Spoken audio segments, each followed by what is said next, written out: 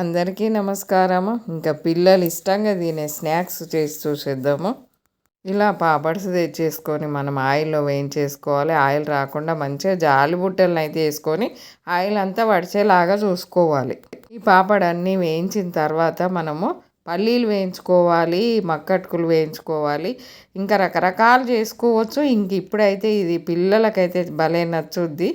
ఇంకా దీనికి ఎల్లిపాయలు అయితే మంచిగా పొట్టు తీయని ఎల్లిపాయలు తీసుకోవాలి. ఇవి చేసినా కానీ ముందు వేడి పైన కొంచెం సాల్టు, కారము, ఎల్లిపాయలు కచ్చపచ్చగా దంచి కలుపుకోవడం వల్ల టేస్ట్ బాగుంటుంది. ఇలా మనం అన్ని ఆయిల్లో వేయించుతున్నాం కదా అని మామూలుగా జల్లిగంటతో తీసి బేసన్లో వేసుకోకూడదు.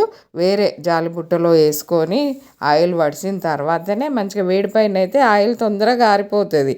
చల్లారినాక ఆయిల్ సరిగా బయటికి రాదు. ఆ జాగ్రత్త అయితే తప్పనిసరి పాటించాలి.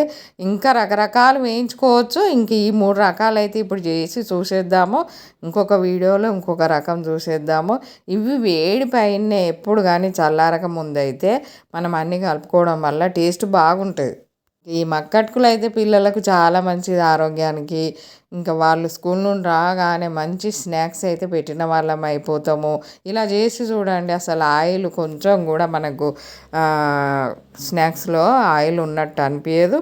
ఇంక ఈ పాపడ్స్ మనకు మక్కటుకులు, పల్లీలు ఇలా మనము ఈ ప్రాసెస్ తోటి చేసి కలుపుకోవడం వల్ల టేస్ట్ బాగుంటుంది. ఇలా పల్లీలు కూడా ఆయిల్లో వేయించాలి. ఇంకా మామూలుగా వేయించిన దానికంటే ఆయిల్లో వేయించింది బాగుంటుంది, కానీ ఒక నూనె రాకుండా చూసుకోవాలి, అంతే జాగ్రత్త. ఇంకా మనకు పల్లీలు కూడా అన్నీ వేగిపోయినాయి. మనము జాలిబుట్టలో వేయడం వల్ల ఆయిల్ చూసారా ఎలా వచ్చిందో, ఎంత మంచిగా ఆరిపోతుందో అంత. ఇలా మనం పాపడ్స్ కొంచెం నొక్కి వదిలేసేయాలి. ఇంకా బాగా నొక్కకూడదు, మరీ రవ్వలాగా అయిపోతుంది. కొంచెం నొక్కి వదిలేసేయాలి.